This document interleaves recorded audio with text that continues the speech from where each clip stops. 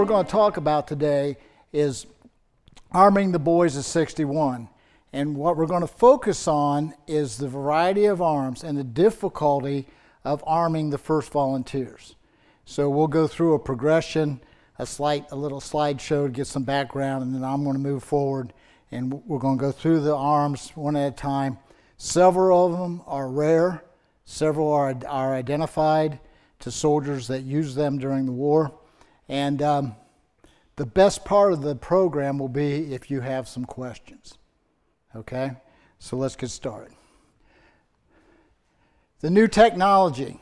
Everybody has heard of the mini ball. I would say everybody's heard of them. Anybody raise their hand? I want you to by the time this program is over, I want you to forget mini ball. I want you to remember Burton or Harper's Ferry ball. Because when Claude Monet developed his mini ball in 1846, it was of a design that included an iron cup in the base to ensure the expansion of the bullet into the rifling grooves.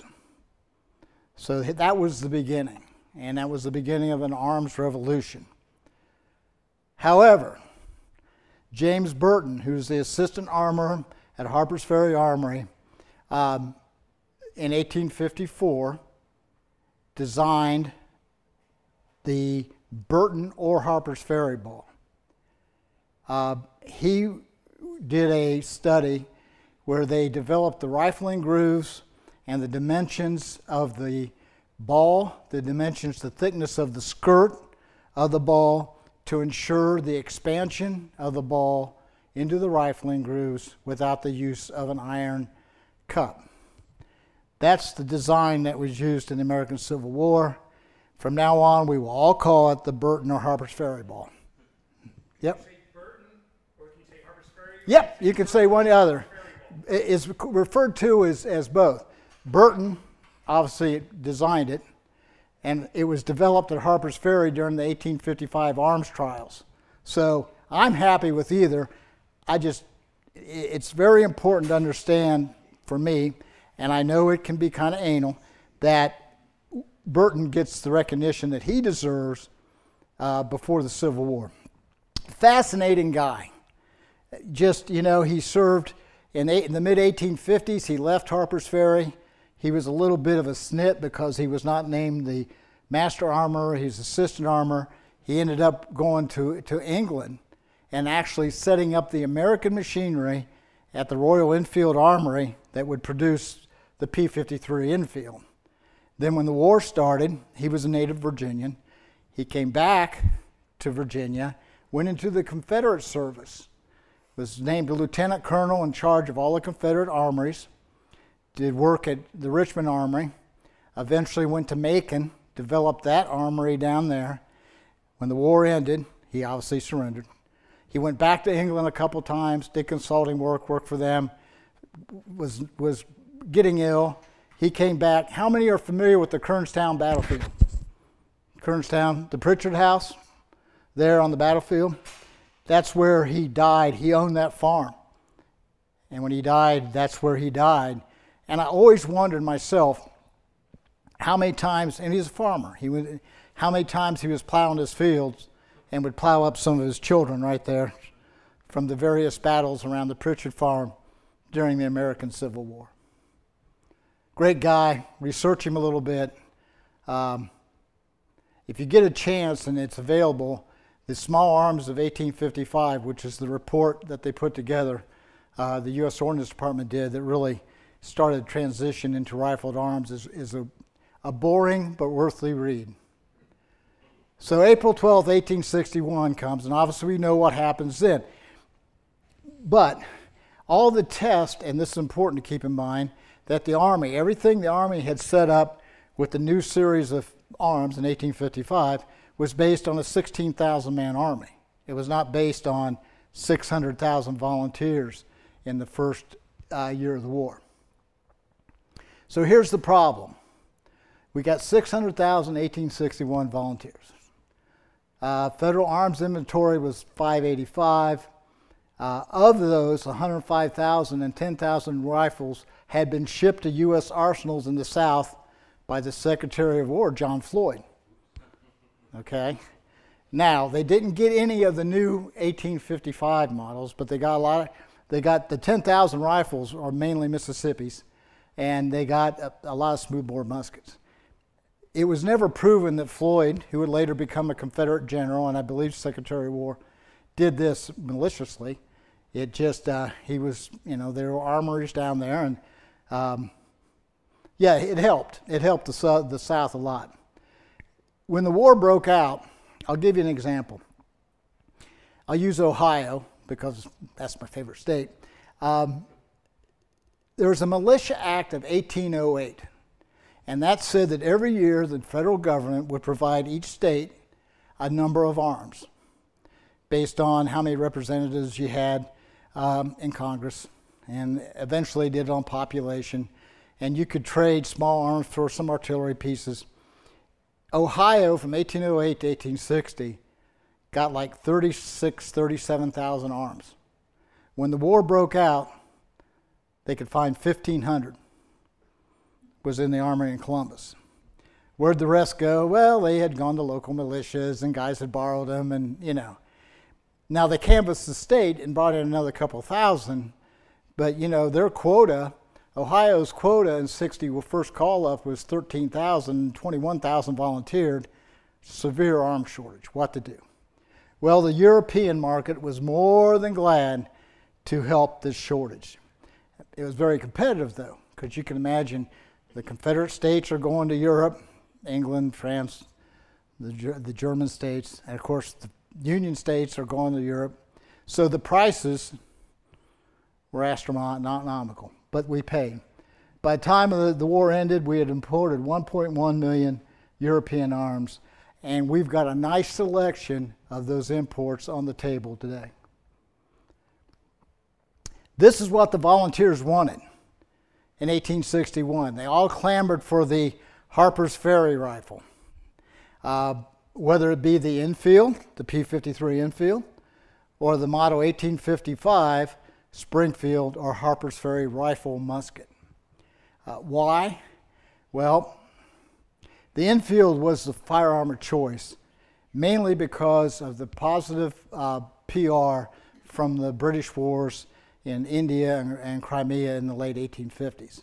And the newspapers were just full of accounts of the deadly accuracy of the Enfield rifle or rifle musket. But keep in mind that the British Army, one thing they had that we wouldn't have is a firearms marksmanship training program. And that becomes important as we talk about this. The Model 1855 Springfield series did actually not start production in 1857. There weren't many of them. It had not been combat tested. So, they knew about them, but boy, you can go back in the newspaper accounts in the early 61, and it's Enfield, Enfield, Enfield, Enfield, clamoring for the Enfields. And there is a blown up copy of the Burton or Harper's Ferry ball, just because I want to remind you how important it is. But what they got was the old arms and ammunition technology, and we have some examples here. This is, and it kills me when you say old, because this is 1816 or 1822 percussion conversion, and the 1842 smoothbore muskets, they're only 40 years old by the time the war starts.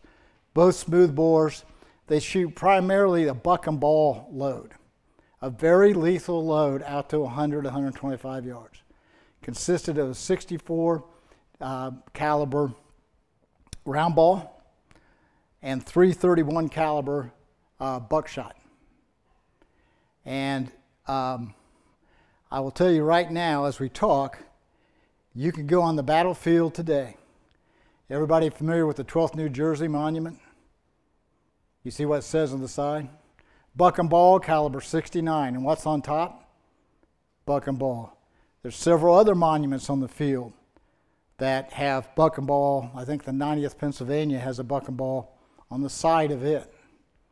Very important round, and I'm here to tell you that the casualties in the Civil War, which are usually touted as being so severe because of the Burton ball and the rifle technology, would have been just as bad if everyone would have had smoothbores.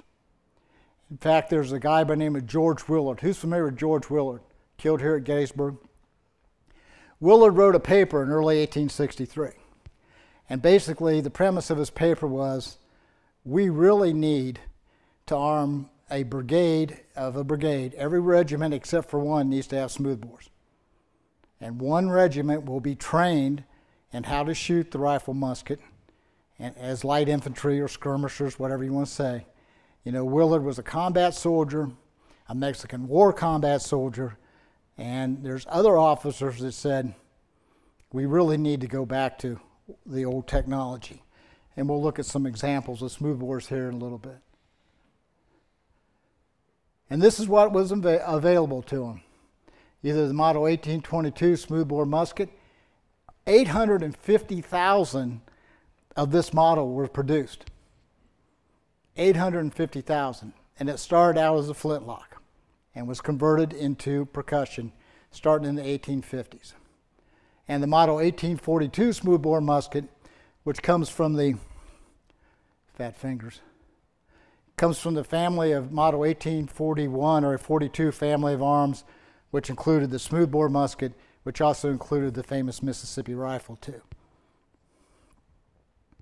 That was the new technology, the first arm with interchangeable parts. That's 1841 series. So as we talk about the Army of the Potomac at Gettysburg, this is March 63, we know that 56% were armed with domestic U.S. arms, be it Springfield. 44% had imported arms. A large part of that 44% was the Austrian Lorenz, and of the above, 10% were still smoothbore. And that held pretty true through Gettysburg too. Obviously they lost some arms at Chancellorsville, which the Confederates were more than happy to pick up, and they lost more at the Second Battle of Winchester, which they were more than happy to pick up. Something special that we have, this is kind of jumping around, but I had to add it. Andrew and I we have a Sharps rifle in the collection, and we just got the research basically done, figured out. It was one of the ones that was issued to the 1st Pennsylvania Bucktails. Now it's a Berdan Sharps, and I've had people say, it's a Berdan Sharps, how can it be the Bucktails have it? It's an interesting story.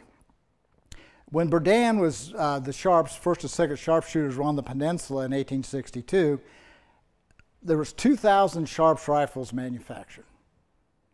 And a number of them went into the Washington arsenal to be held to be shipped to Berdan.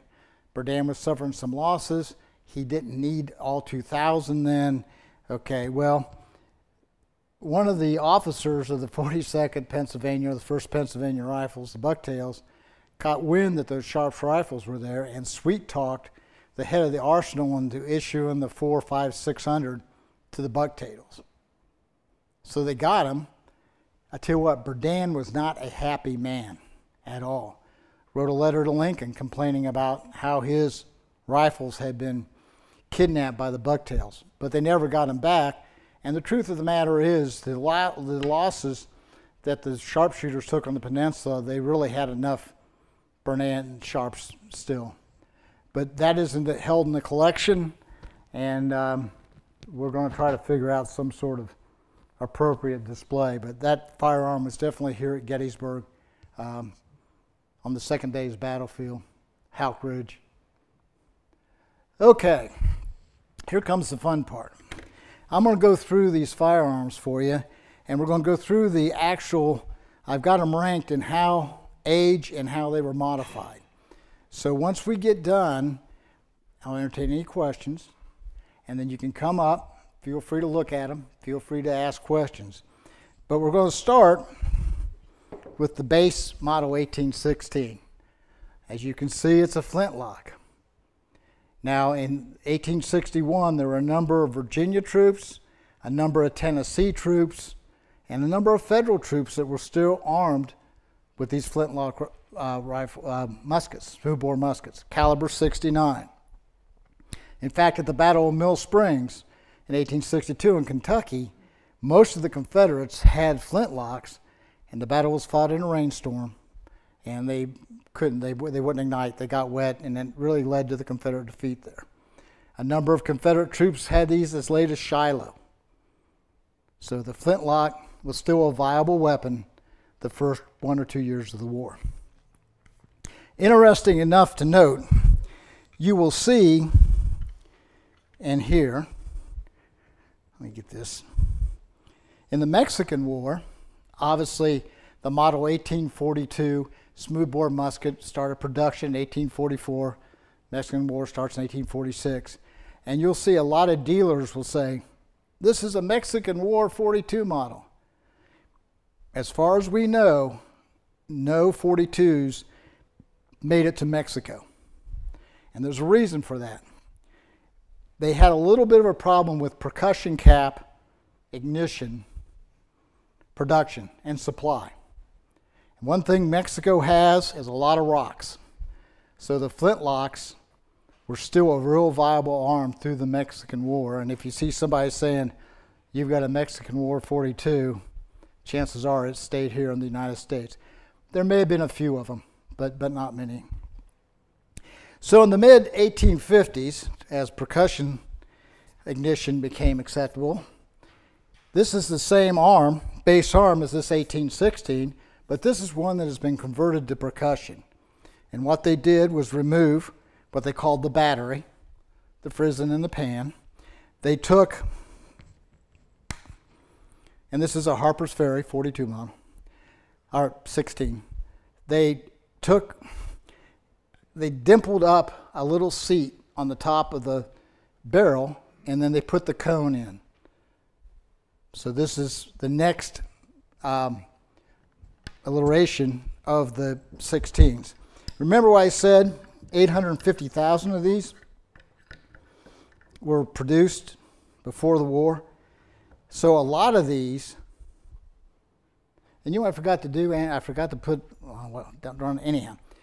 A lot of these were still in service at Gettysburg, north and south. You can look at the ordnance reports. There's several federal units that are still having the 1816 conversion. So, back to Ohio.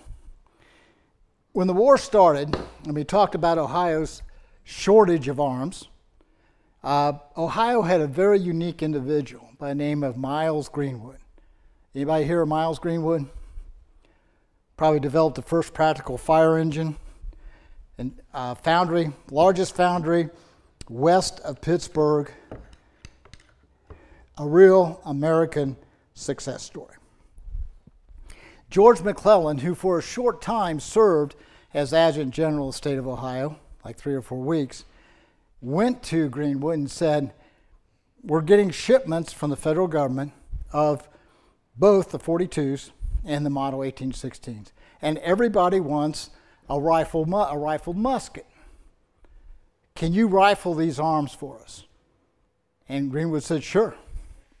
So he started actually in July of 1861, and by November of 61, he had rifled 25,000 smoothbores for the state of Ohio, 3,000 for the state of Indiana, and they were all, save maybe 1,000, issued to Ohio troops, which is interesting because especially that means Ohio, the first, 25,000, and we've got a list of the regiments that had them, were using rifled muskets with the 69 caliber, 710 grain Burton ball.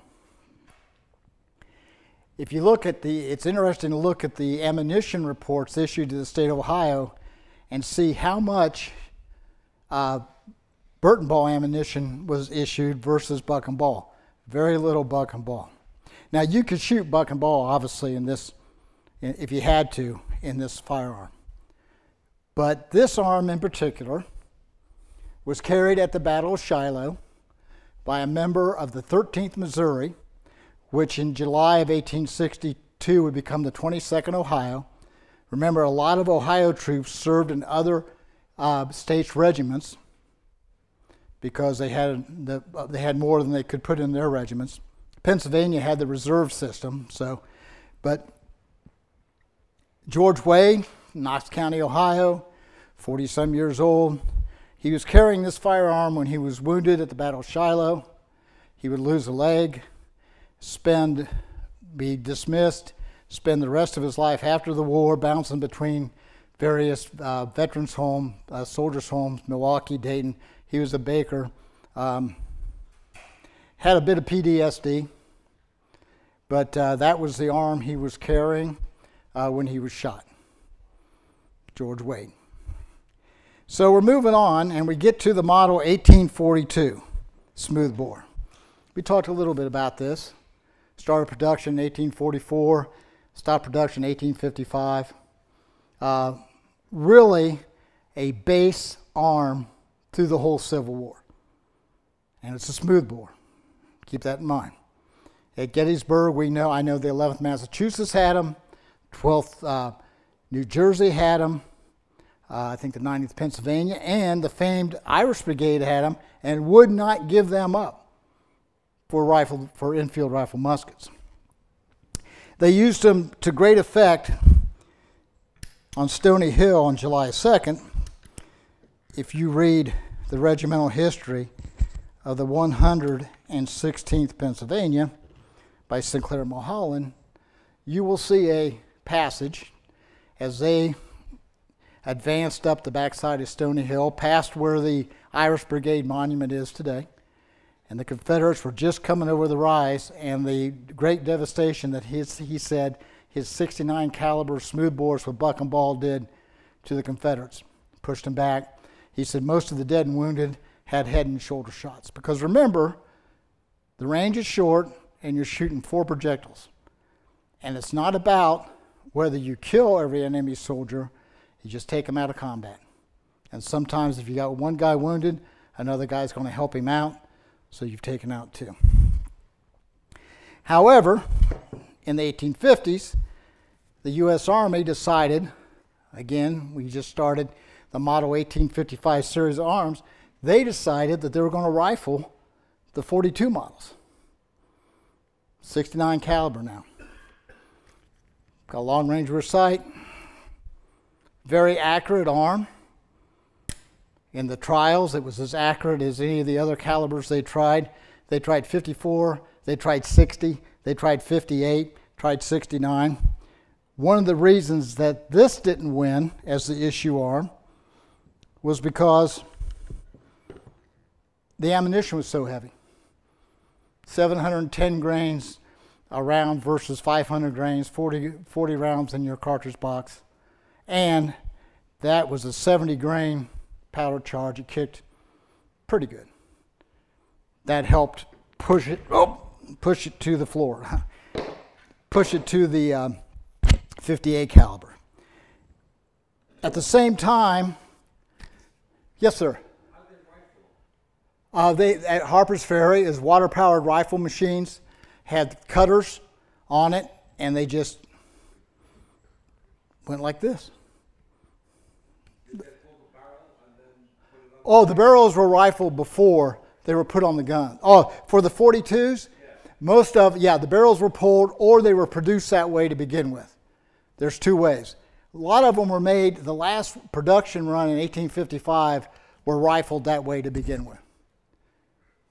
Okay, so in some cases they're taking the smoothbore barrel off. Yep, and that's what Greenwood would take the barrels off and rifle the barrels and put them back on.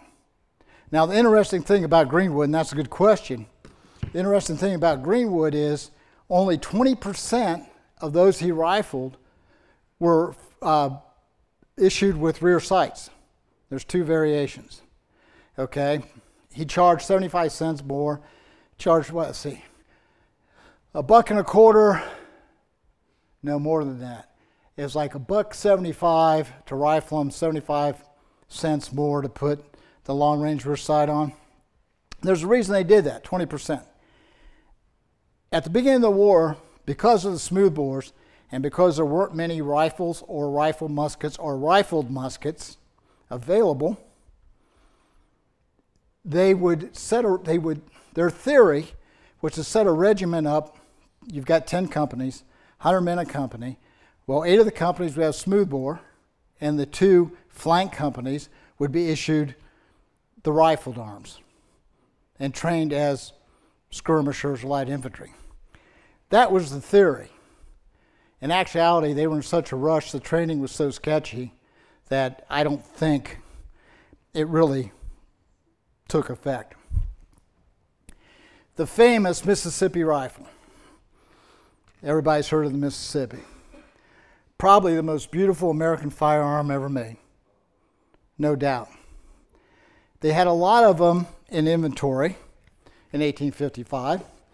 They were 54 caliber, 7 lands, 7 grooves, deep lands and grooves because they were rifled for the round ball, a patched round ball. They weren't made for the Burton ball. So this arm right here is fairly historic. It is one of the first 492 that were issued. They put a rear sight on it. They put a bayonet lug, kept the original front sight, and shipped them out to regiments for testing.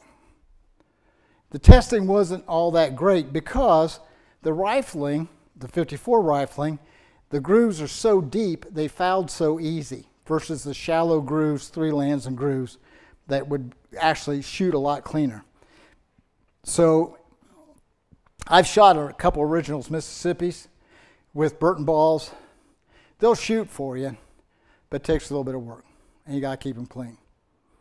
But this is one of the first arms that was actually sent out for field testing between 1856 and 1859. Why was it called Mississippi? Because of Jeff Davis. In the Mexican War, he was the colonel of the 1st Mississippi Volunteers, and they were issued Mississippi rifles, and a lot of great press about his service, about his regiment's service, and that's why it was called Mississippi. It's also called the Jaeger rifle. It's also, in some terms, called the Harper's Ferry rifle, even though there is a Harper's Ferry. It's also, let's see, it's called a Remington rifle, a Whitney rifle, because contractors, Remington and Whitney and some others, made Mississippis. They may be, but don't confuse the 1863 Remington Zouave with that, because they were never issued. Interesting thing about the Mississippis is they were very, very much sought after the first year of the war. Confederates in particular used them through the war. But they ended up usually going to cavalry units, and because they're short barrel and the 2-rank tactical system, have one of those over your shoulder versus the 3 lands grooves. My favorite arm, I have shot an original with a reproduction barrel in NSSA competition for 42 years, and it's still shooting. Original lock, you know, it's amazing. So, one of my favorite firearms. So we talked about the 1855 series of firearms, and one of the uniqueness of the 1855 was the Maynard primer lock. Now this lock, and this is a 55 rifle musket, this lock was basically a roll of caps, and it would advance over the cone for the ignition. And it was fairly successful. They were waterproof. They had some problems with it, but remember, you're setting up this arm for a 16,000 man army, not for mass production that would soon come in 1861. So by the time 1861 came, they developed the model 1861 Springfield. Almost 1 million of these made by Springfield contractors. There was a 61 model, a 63 model, and a 64 model. Slight changes. But this is the same arm as the 55, except less than Maynard primer. How many contractors made that? About 7 or 8, maybe a little more. There's some obscure ones. Colt made a special model, and Colt, LG, and Y made a special model, and it had some differences. It had band springs. The hammer was a little different, okay? But the model 1863 took the special model hammer and band springs, screw springs, and that was the 63. But then they had problems with the band springs working loose, and they went back to the solid bands. Why did they carry the hammer configuration from the Maynard cap system over to the new production? It's actually a little bit different. And one thing this has is a little groove in it to cut the tape, but it's all production. It was all set up, the tooling was set up, except for changing the little notch there to cut the tape off when you shoot it. It's all about getting the 61s into production. They did not reach, basically, first the Army of Potomac, of course, until the fall of 61. So any rifle musket, 58 rifle musket used a bull run. It's probably the 58. It's probably the Springfield. A lot of New York units had them, 3-banders and the 55 rifle too.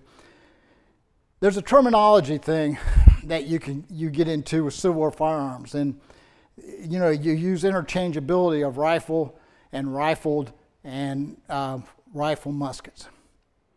But there is a difference. A rifle has a 33-inch barrel. A Mississippi is a Mississippi rifle. A rifled musket is a firearm that started its life as a smoothbore and was rifled, hence rifled musket. And a rifle musket is one that was produced as a rifle musket. Now, that's in the weeds, okay? If you want to forget that, go right ahead, okay? What's the difference between an Enfield and a Springfield? Just by looking at it, can you tell the difference? That's a good question. We're going to transition right to an Enfield. This is an Enfield made by Francis Preston, imported by the famous Tiffany and Company, the same as the Jewelers Company. They jumped into the 1861 let's import arms trade right away. They only imported 5,000. All of them Preston production. He was a Birmingham contractor. They were actually second-class arms as far as the British military was concerned, so they weren't ever issued to them. All 5,000 went to the state of Ohio, which it's hard to identify an Enfield as the state unless it's marked as such. Massachusetts was pretty good about marking theirs, but the other states, unlike the movie Glory, where they're reading serial numbers off, there's no serial numbers on these. That's silly. But this Tiffany and Company was issued to an Ohio regiment in 1860, probably early 1862. The first shipment came in December of 61, the rest of them by March of 61. And the differences. Well, long-range rear sight versus 3-leaf rear sight. The stock is straighter. If you've ever shot the two, I much prefer a Springfield stock. The British style of shooting was like this versus the American style like this. Band springs, caliber. Some came into the country at .577, which was the British caliber. Others were made in .58 caliber too. In other words, is there a way to tell, say, looking at a picture of a soldier, what is he carrying? Oh, yeah. That is my main gig for military images. Because as senior editor, I write an arms column called Of Arms and Men. But I go through, whenever we put an issue together with arms, I get the images of soldiers' arms with arms. They all have arms. Well, most of them do. And I identify them. And yes, there are ways. There are ways. For instance, Civil War soldiers, when they had their picture taken, most of the time are like this, right? Or like this, it's reversed, and you can't see lock detail. And the 16s and the 42s look a lot alike, but the side plates are different. And that's the tell right there. Or you can blow up the picture and you can see where they put the cone and barrel alteration. It's a lot of fun. I have a lot of fun doing that. I really do. I get some great images from Ron Coddington, the editor, and I get to blow them up and look, and you know. So yeah, it's a good deal. No, it's because some of the images were naturally reversed. You know, no. It really aggravates me. Some of them are cut off right at the lock. I mean, if they just showed the lock, it'd be easy. But it's really interesting. This whole subject of the variety in arms, when you start studying about the Civil War, what happens is, how many of you, when you start when you're a kid, and the South had Enfields and North had Springfields, and they were all Burton balls, and that's why the casualties were so bad. That's it. This time of arms production is so interesting. Think of it this way. 1840, we were still using flintlock arms. 1876, let's use Custer. What'd they have? Cartridge pistols, model 1873 trapdoors. That is a 36-year period. Today, how many shooting modern firearms in here? How many are familiar with the model 1911 45? How many think it's a fine firearm? I do. Okay, how old is it now? The 1919 50 caliber machine gun, Maul Deuce, 1919. And the Gatling gun, which is now the minigun. So this period is so compressed. And the Burton ball only had a life of 4 or 5 years of use. And it was obsolete already. So we've gone through American arms. Now we get to the European stuff. This is the famous Austrian Lorenz. This was a good, solid firearm.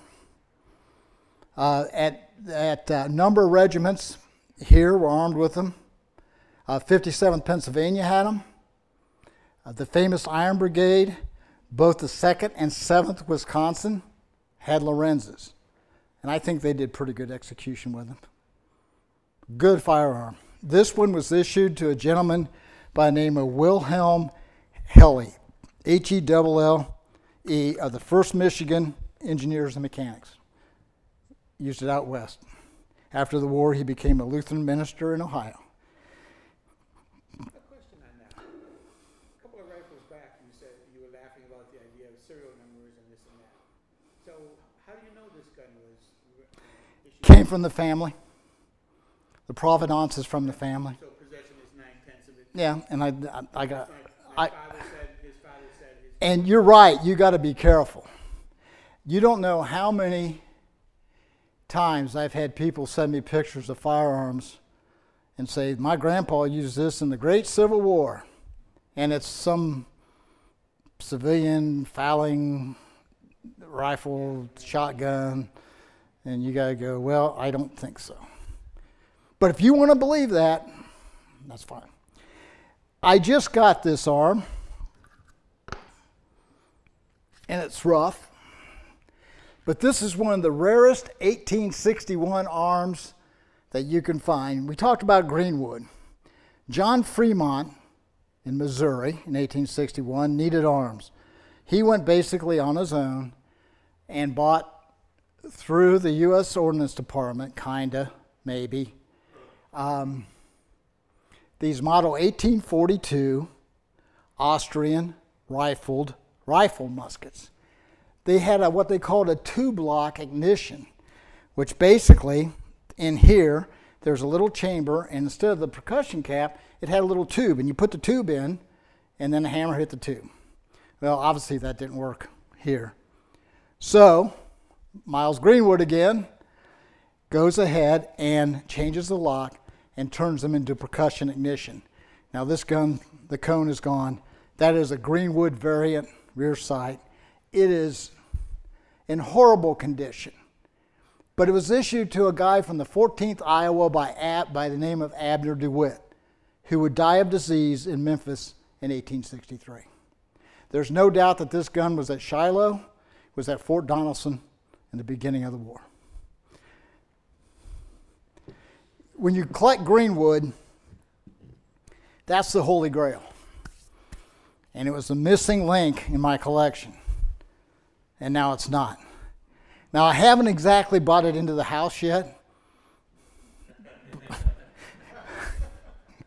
But it will get in there, I'm going to tell you, with probably this. Honey, I'm done collecting greenwood now. And she's going to say, now what? I'll have to think of something. My Harper's Ferry collection still needs a little work. So anyhow, that's pretty cool. And like I said, I just got this a couple days ago.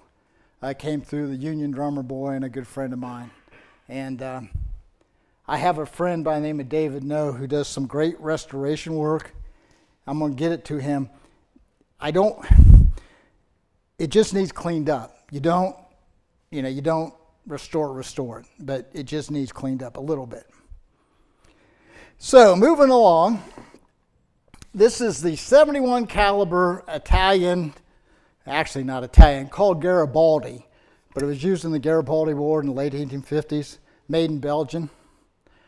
A arm that basically saw most of its service out west, and you're going to find out that the western states got the foreign arms, and the Army of Potomac tended to get the Springfields early on. This is and I didn't bring any bayonets because it's just hard to set up the rifles with bayonets. But this thing has about a 20-inch bayonet on it. That's like a saber bayonet. I mean, it's a load. Several of these arms, and I forgot to mention this, are marked Ohio on them.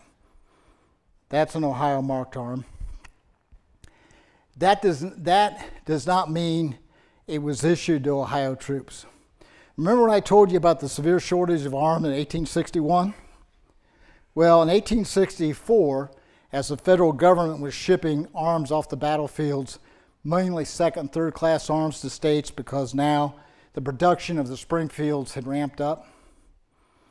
Well, when they came back in, Ohio decided in Columbus that they were going to stamp every stock Ohio. So they did, and that's the beginning of the stamp of Ohio. So they weren't issued at the beginning of the war, and you'll see some dealers say, oh, this means it was used by Ohio troops. Not necessarily. But what's cool is it's mainly second and third class arms. I do have a Springfield that's marked Ohio. So they're going to be battle-used arms, which I would rather have than a mini, mint arm. I mean, I really would. The stories are just unreal. Sometimes I go down to my gun room at night and see if I can get them to talk to me, but they don't. We talked about the Enfield already, the Preston Enfield. This is what they called a Brazilian Light Mini, made in Belgium. Now, the Brazilian Light Mini was a term coined in the 1950s by collectors. They really weren't made for Brazil. They were made for export. It is a real quality arm. It has some of the characteristics of the Enfield lock, Enfield hammer, but it's light, 58 caliber. There's a famous picture, and I should have put it up there, of some engineers guarding the Longer Chain Bridge in Washington, and they have the Light Mini. And there are several of those carried at Gettysburg, too, by a couple units. So that's another foreign arm. So we got, what do we got? We got Austrian, Garibaldi, which is Belgian, English, Belgium again. We got to talk about the French. That's a French model 1842 smooth bore. Some of these were rifled. This arm was issued especially to Ohio troops in 1862, 63. The 110th had them for a while before they got their Springfield rifle muskets. Not a bad arm at all. Really quality arm. They actually considered the rifle version, which was in 58 caliber, to be a first class arm. And again, this one is stamped Ohio. Where were they made? Antony Armory in France. Just curious, because Yeah, OTA or something like that might pop up even that early. yeah. Yeah. And last but not least is the Potsdam, 71 caliber. You see these out west a lot. The first 2 years of the war, the first 62 especially. Ohio troops, 74th Ohio. A lot of them were at Shiloh, the early battles. 71 caliber, smooth bore. Some of them were rifled. They would use the buck and ball ammunition of 69 caliber too. Pretty solid arm. The veterans, the troops really didn't want them because everybody wanted the Burton ball, the new technology. But they would still kill. And that's something that, as we wrap up, I want to hit upon. Give good consideration to the buck and ball, the smooth bore. Look at the average range of Civil War combat. 100 yards, well within smooth bore range. Look at different actions. We can look out the window here and see where the 82nd Ohio fought, and they talked about Dole's brigade coming up, the Georgians, and they gave them a volley like at 60 yards. They had infields. 60 yards with the buck and ball would have been fine. 12th New Jersey, Pickett's charge. They waited till they got within range. They had made up rounds, mainly a buckshot. Devastating. Devastating. One of the problems we had, Americans, is first, there's a myth that Americans are a society of riflemen born out of the American Revolution, where more smoothbores were actually used than rifles. And we had no training procedure to train the troops in how to use these adjustable sights. The 58 caliber mini ball has an arc trajectory, and there's always a safe zone someplace. And can you imagine being in a line of battle and let's call range 300 yards, well within the range of a Springfield rifle musket. And it's smoky, and you've taken casualties, so you got to flip up that leaf, and they're coming fast, okay? And then your buddy gets shot next to you, and then they're closer, so now you try to flip down another leaf. And that was Willard's argument, George Willard's argument, that it was hard to train these guys in range estimation and how to use an adjustable sight. Remember, when the technology was developed, it was a 16,000 army that was going to be on the frontier, a lot of them on the frontier. I mean, easier to train, but with the influx of volunteers. So there's stories of Confederates actually knocking off their rear sights of their infields, just, because the range was close. And you're shooting a body of men.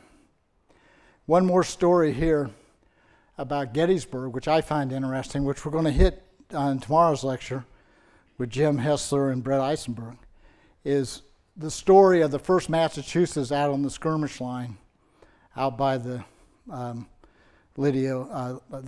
Josephine Miller Slider Rogers farm.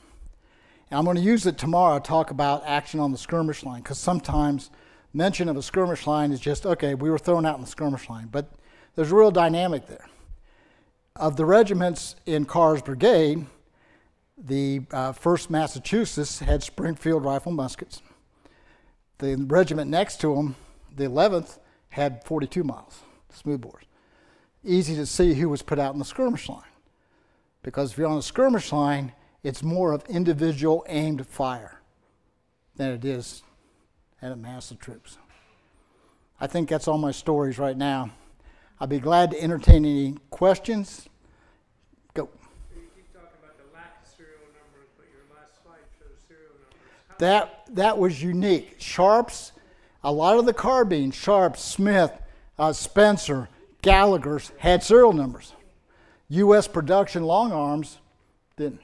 Not until it started with the trapdoor Springfields, 1873. So,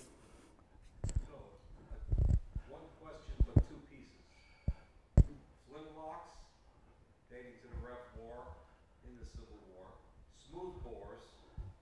pertaining to the Rev War, Civil War, have they improved the flintlock and smoothbore technology so there's better accuracy and fire ability, or is it really the same?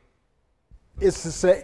It's basically the same, but interesting enough, there's some articles that you can get online in Scientific American in the 1850s on how to improve smoothbore accuracy, mainly with the single round ball.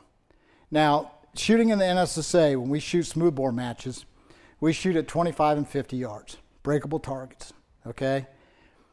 And we shoot just the round ball, not the bucking ball, because it's just too hard to load 3, and you have paper going down the bore, and sometimes it's not a good thing. They're very accurate. We started shooting them about 2000, and you know, you can, I mean, we shoot a 4-inch clay pigeon at 25 yards. Now remember, most of them have no rear sights. Some variants do. And we shoot 6-inch tiles at 50 yards. So the accuracy is there. A lot of it has to do with ball to bore fit.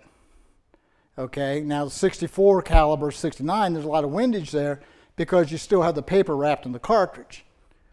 But, you know, some of the articles say, well, you know, if you loose load them like we do and lube them, you know, you can increase the diameter of the ball, which is going to increase the accuracy.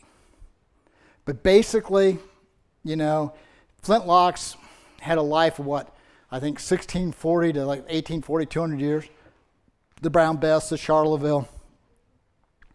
And Waterloo was fought basically all with flintlocks. Horrific casualties. So because tactics didn't really change, they started to at the end of the war. One of the reasons I don't think they changed is because they didn't have time to change them. These guys were all new.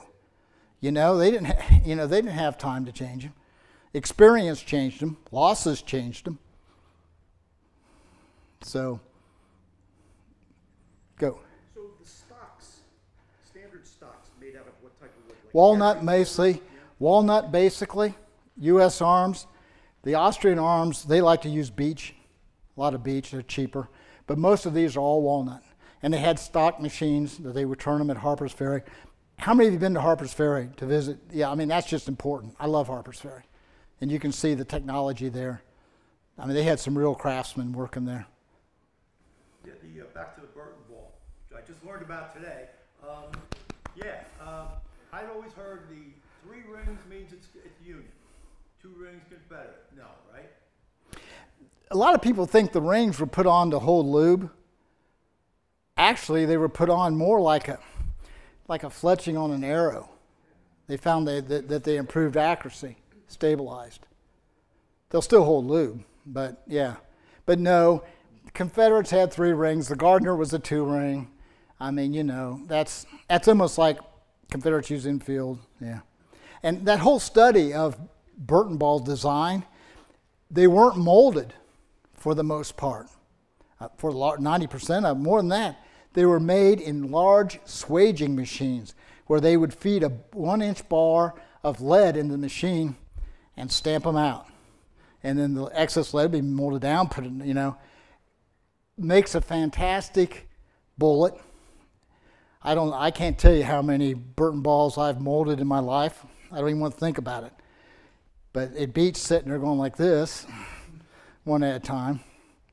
And in a year, not now because I don't shoot near as much as I used to, it was not uncommon to shoot 2,000 rounds a year. 2,000 rounds a year. Wayne. Phil, excellent presentation. I have a question about the reliability of these weapons. So you made an excellent presentation between the Springfield and the infield. And one of the most noted reports here at Gettysburg is from Joshua Chamberlain, who mentions that his unit had infield rifles. They threw them down, and in the middle of the battle changed the weapons for what the Alabamans had, which were Springfield rifles. And he clearly said in his report that they did not do very good service. And so I wanted to ask you, is that just a fluke thing, or is the Springfield more reliable than the infield? Most of the infields imported came out of the contract shops in Birmingham, England. And they were handmade. They didn't have the interchangeability of parts we did. Okay, and so like the Preston's is what they call a second grade. And it's got a flaw in the stock. So that was one of the problems. And there's a lot of reports of infields because, man, everybody wanted infield. So these guys in Birmingham, England are turning these things out and shipping them. And a lot of the parts, there's no interchangeability of parts. And a lot of the parts were soft and cracked, and they had a lot of problems. So that's where those reports come in. Same thing happened at Vicksburg. A lot of Grant's troops, well, they exchanged some of their arms, but they were smoothbores for Confederate infields that were captured from the Vicksburg garrison. What was the last arm to come out of Harper's Ferry? The last arm to come out of Harper's Ferry would have been the Model 1855 rifle musket series. There was a rifle musket. There was a rifle, 33-inch barrel rifle. There was a pistol carbine, which is a single shot, looks like a pirate's pistol, had a carbine, useless. Absolutely, only use of that thing is a club. And those were the three basic arms. Why wasn't the Hall rifle adopted? You know, the Hall rifle, it's funny, Fremont paid an exorbitant price for Hall rifles, changed over percussion, but they'd had a problem with gas leakage, with the seal and the gas leakage. Okay, so some of them were used out west, but they just weren't and they're mechanically more difficult, more moving parts. Think about this: lock, stock, and barrel. Pretty simple, right? Lock, stock, and barrel. James Ripley, the head ordnance for the U.S. Army, who takes a lot of grief because he was not quick to adopt the Spencer or the Henry rifle, but he knew the majority of recruits could understand and maintain lock, stock, and barrel. And that's important to remember. I lost track of the rifle musket. Oh, that's okay. So if I'm a recruit and I'm being issued, is there a material difference in performance between a retro rifle barrel and a rifle barrel? No. It's a terminology thing. You know, why would they make a distinction? well, that's because that's how they were, the ordnance department, when they produced them, that's in the manuals, that's how they were categorized. However, you can read all the ordnance reports of guys in the war, and they refer to Springfield rifles that are rifle muskets. Just know that I'm a little arms anal about that stuff. You don't need to be. Don't go there. Okay? You don't need to go to that place. Already had one, so everybody. Good, Ralph. I'm interested in the fact that the Europeans had 1 million firearms that their own militaries were not consuming. They were starting to upgrade to the needle guns, to the breech loaders. That's what actually was what I was going to ask. You know, they have a war in Europe during this period like every 5 minutes. Yeah. And so the needle gun is completely... It's coming on, and let's get rid of the stuff at a big dollar to the American market. And then, interesting enough, after the war, our war, there's the Franco-Prussian War, and guess where a lot of these guns went? Back to Europe. A lot of the American guns went back to Europe. A lot of the Spencers went back to Europe. The needle gun on the battlefield had like a lot of problems, didn't it? Yeah, it did. And and we can carry that back to the American Civil War. The Henry rifle had problems. The Spencer had problems. The Sharps, I tell you what, the Sharps was a pretty solid rifle. And, you take a Henry, and right away you're thinking, man, 16 shots and load it on Sunday and you shoot it all week, blah, blah. But let's think about ammunition supply. Let's think about logistics. Let's think about dropping a Henry with that bottom loading tube on the ground. loading tube will bend, it's inoperative. The Spencer, a lot more solid, but both of the rounds were really weak. And I've shot a lot of Henry,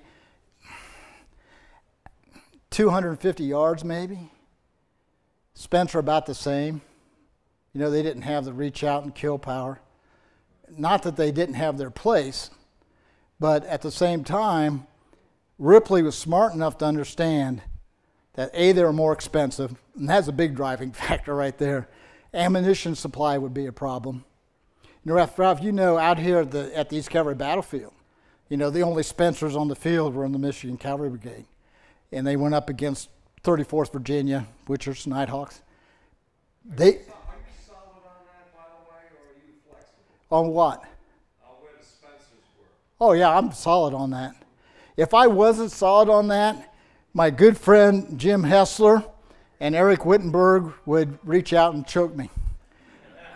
Well, I recently learned, looking into acquisitions of land on the first day's battlefield, Glenn Sheets had his museum right by the rental statue. Yeah, yeah. And Glenn Sheets sold Spencers that he said he dug in his backyard. Okay, Now, he might have been like, you know, okay, but I he know. dug them in his backyard. When I was about 20 years old, I was on the battlefield by the Lee statue out there in front. And at 20 years old, the only thing I did on the battlefield was look down and kick dirt clods. And I picked up two 45-70 cartridge cases. But they were also from probably the reunion, 1913 reunion, or any of the training thing happened.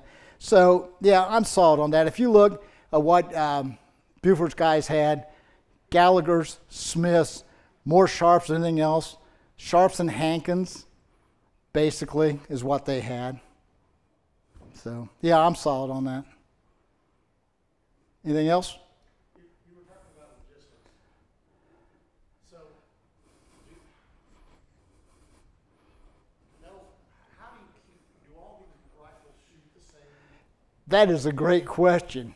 No, and that was an absolute nightmare for divisional brigade ordnance officers, because some, especially early on, some regiments might have 69 caliber smoothbores, they might have 58 caliber guns on the flank, or 54 Mississippis. There's a real mix, and it caused a lot of problems. One of the other most interesting things that I ran across was an excerpt from a guy. He was in, here we go again, an Ohio regiment out west. And he was talking about the problems of loading the Burton ball into Springfield or Enfield.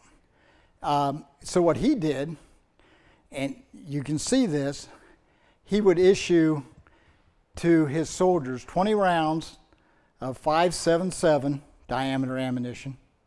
Okay, basically the diameter ammunition that you have for 58, and 20 rounds, the lower end of the lower half of the cartridge box of 5.70 ammunition. So when they fouled, they had a reduced diameter. Because, and we can go deep in the weeds on this a little bit, but I'll be quick, think about the quality of powder available to the troops. Think about the quality of, or the condition of the cartridge, paper cartridges that were carried in a box all day might have gotten a little damp. Think about the fact that to load a 58 caliber rifle musket, you have to remove the ball from the paper. It doesn't go down the bore, there's not enough windage. And if you do, that could cause a problem. So you're in a line of fire, right? And you're trying to squeeze the ball out, and you know it falls on the ground, and you get another one, and it, you know. So, yeah, that's a problem. That's a problem. But it's just so darn interesting in this compressed period of time and during our great American Civil War. So,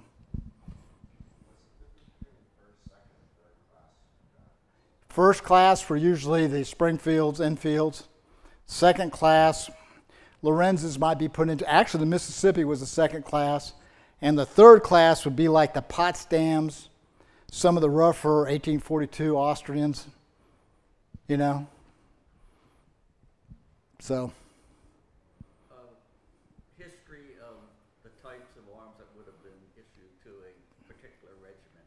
Does that information exist? It takes some digging. Where's the But place to start? email me. Grandfather was in the 87th Pennsylvania. Well, they were they at Gettysburg? No, he was captured second winter. Oh, okay, okay. I'm 87th Pennsylvania.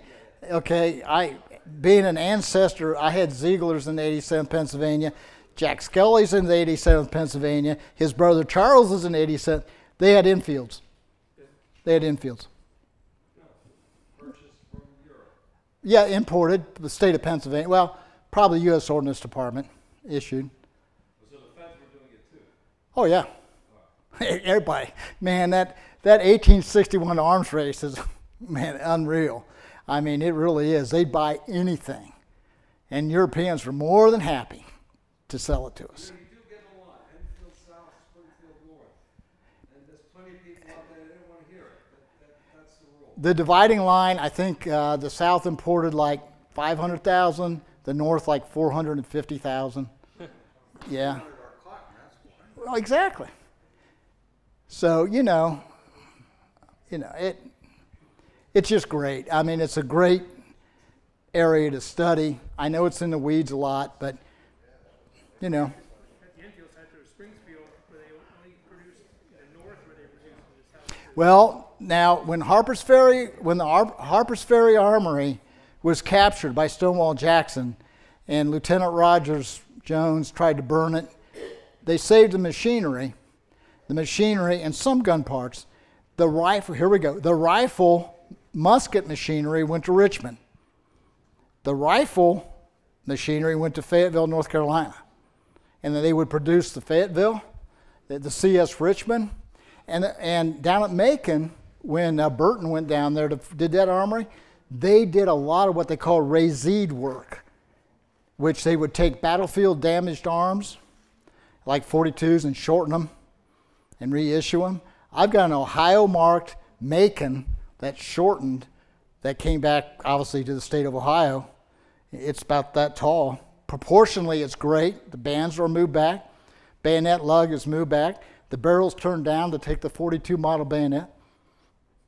So yeah. When, going back to your conversion flintlock to percussion, did they have welding technology back then where they could put that cone base on? What they Or were did. brazed? No, what they did, believe it or not, they hammered the barrel like this to raise the seat up. And then they drilled the hole and put the cone in. They didn't weld it.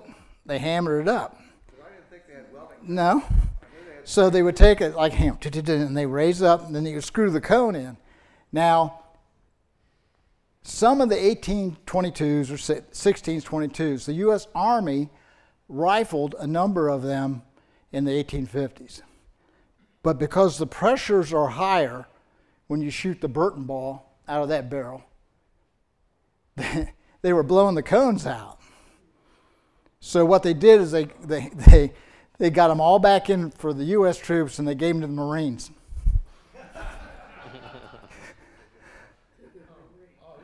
little different, but do you know by any chance why they never rebuilt the armory at Harper's Ferry? I think they had enough surplus arms. No reason to. It was burnt, and that town had been basically ransacked during 4 years of war. So Springfield now is really geared up, and the contractors, they had so many surplus arms, and times were changing. By 1866, they were starting to do the trapdoor technology, where they took a lot of Civil War firearms and put a trapdoor in them. The first ones, the first models, were 58 caliber. And then, yep, exactly. First Allen, second Allen, third Allen. So then the second one was, yeah. So, yeah. It's a great town.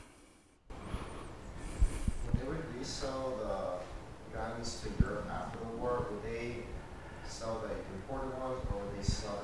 No, the Europeans didn't want their old stuff back. They wanted our new stuff.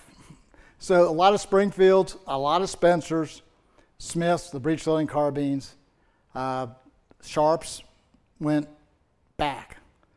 They were big on the Spencer, especially, carbine and rifle. Till the Mauser brothers come around. Mauser, yeah, exactly. So thank you, guys. Thank you, Great. everybody.